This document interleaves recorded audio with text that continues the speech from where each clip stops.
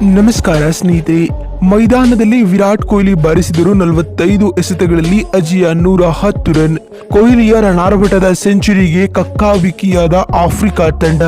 ಸುದ್ದಿಯ ಸಂಪೂರ್ಣ ಮಾಹಿತಿ ಏನು ಎಂಬುದನ್ನು ತಿಳಿಯುವ ಮೊದಲು ನೀವು ಕೂಡ ವಿರಾಟ್ ಕೊಹ್ಲಿರವರ ಅಭಿಮಾನಿಗಳಾಗಿ ಈ ವಿಡಿಯೋವನ್ನು ನೋಡುತ್ತಿದ್ದರೆ ತಪ್ಪದೆ ಈ ಕೂಡಲೇ ಈ ವಿಡಿಯೋಗೊಂದು ಲೈಕ್ ಮಾಡಿ ಮತ್ತು ಅಗತ್ಯವಾಗಿ ಚಾನಲ್ಗೊಂದು ಸಬ್ಸ್ಕ್ರೈಬ್ ಮಾಡಿ.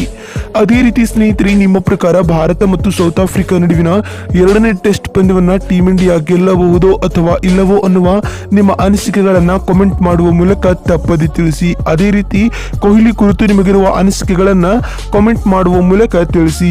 ಹೌದು ಸ್ನೇಹಿತರೆ, ಈ ಸಮಯದಲ್ಲಿ ನಿಮಗೆಲ್ಲ ಗೊತ್ತಿರುವಂತೆ ಭಾರತ ತಂಡವು ಸೌತ್ ಆಫ್ರಿಕಾ ವಿರುದ್ಧ 2 ಪಂದ್ಯಗಳ ಟೆಸ್ಟ್ ಸರಣಿಯನ್ನ ಆಡುತ್ತಿದೆ. ಈಗಾಗಲೇ ಸೆಂಚುರಿಯನ್ನ ಸೂಪರ್ ಸ್ಪೋರ್ಟ್ಸ್ ಪಾರ್ಕ್ ಅಂತಾರಾಷ್ಟ್ರೀಯ ಕ್ರೀಡಾಂಗಣದಲ್ಲಿ ನಡೆದ ಭಾರತ ಮತ್ತು ಸೌತ್ ಆಫ್ರಿಕಾ ನಡುವಿನ ಮೊದಲ ಟೆಸ್ಟ್ ಪಂದ್ಯವನ್ನ ಟೀಮ್ ಇಂಡಿಯಾವು ಇನ್ನಿಂಗ್ಸ್ ಮತ್ತು 32 ರನ್ಗಳಿಂದ ಹೀನಾಯವಾಗಿ ಸೋಲೊಪ್ಪಿಕೊಳ್ಳಬೇಕಾಯಿತು.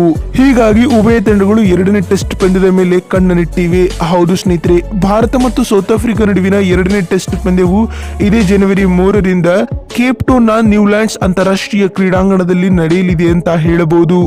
ಅತ್ತ ಆಫ್ರಿಕಾ ತಂಡವು ಎರಡನೇ ಟೆಸ್ಟ್ ಪಂದ್ಯವನ್ನ ಗೆಲ್ಲುವ ಮೂಲಕ ಸರಣಿಯನ್ನ ಕೈವಶಪಡಿಸಿಕೊಳ್ಳುವ ಹುಮ್ಮಸ್ಸಿನಲ್ಲಿದ್ದರೆ, ಇತ್ತ ಟೀಮ್ ಇಂಡಿಯಾವು ಎರಡನೇ ಟೆಸ್ಟ್ ಪಂದ್ಯವನ್ನಾದರೂ ಗೆದ್ದು ತನ್ನ ಮಾನವನ್ನ ಕಾಪಾಡಿಕೊಳ್ಳಲು ಇನ್ನಿಲ್ಲದ ಹೋರಾಟವನ್ನ ನಡೆಸಬೇಕಾಗಿದೆ ಬಂಧುಗಳೇ. ಆದ್ರೆ ಇದರೆಲ್ಲದರ ನಡುವೆ ಇದೀಗ ವಿರಾಟ್ ಕೊಹ್ಲಿರವರು ಮೈದಾನದಲ್ಲಿ 48 ಎಸೆತಗಳಲ್ಲಿ ಸ್ಫೋಟಕ ಸೆಂಚುರಿಯನ್ನ ಬಾರಿಸುವ ಮೂಲಕ ಆಫ್ರಿಕಾ ತಂಡಕ್ಕೆ ನಡುಕ ಹುಟ್ಟಿಸಿದ್ದಾರೆ.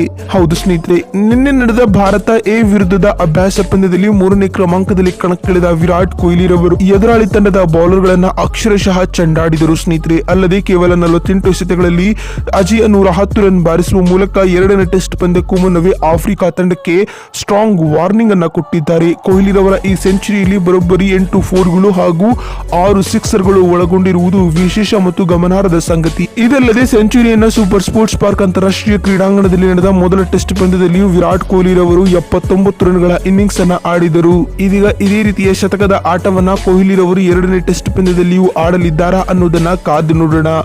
ಬಂಧುಗಳೇ, ನಿಮಗೆ ಅನಿಸುತ್ತೆ ಕೊಹ್ಲಿರವರು ಎರಡನೇ ಟೆಸ್ಟ್ ಪಂದ್ಯದಲ್ಲಿ ಸೆಂಚುರಿ ಸಿಡಿಸುತ್ತಾರಾ ಅಥವಾ ಇಲ್ಲವಾ ಅನ್ನುವ ನಿಮ್ಮ ಅನಿಸಿಕೆ ಮತ್ತು ಅಭಿಪ್ರಾಯಗಳನ್ನ ಕಾಮೆಂಟ್ ಮಾಡುವ ಮೂಲಕ ತಪ್ಪದೆ ತಿಳಿಸಿ. ಯಾಕಂದ್ರೆ ನೀವು ಮಾಡುವ ಒಂದೊಂದು ಕಾಮೆಂಟ್, ಒಂದೊಂದು ಲೈಕ್ ಕೂಡ ಬಹಳ ಬಹಳ ಮುಖ್ಯ. ವಿಡಿಯೋವನ್ನ ಇಲ್ಲಿವರೆಗೂ ನೋಡಿದ್ದಕ್ಕಾಗಿ ಧನ್ಯವಾದಗಳು. ಮತ್ತೊಂದು ವಿಡಿಯೋದಲ್ಲಿ ಸಿಗೋಣ. ಅಲ್ಲಿವರೆಗೂ ನಮಸ್ಕಾರ, ಧನ್ಯವಾದಗಳು ಬಂಧುಗಳೇ.